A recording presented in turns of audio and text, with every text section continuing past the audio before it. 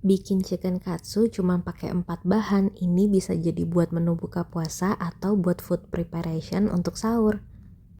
Bahannya ada ayam, tepung roti dan juga telur. Di sini aku pakai dada ayam, teman-teman bisa sesuaiin dengan kebutuhan teman-teman ya.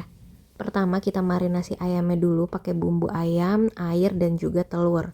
Ini ayamnya karena aku pakai dada jadi aku potong-potong terlebih dahulu terus aku diemin kurang lebih 30 menitan. Bumbunya udah meresap tinggal kita kasih tepung roti dan kita goreng. Udah deh jadi. Di sini aku gorengnya rada kegosongan nih.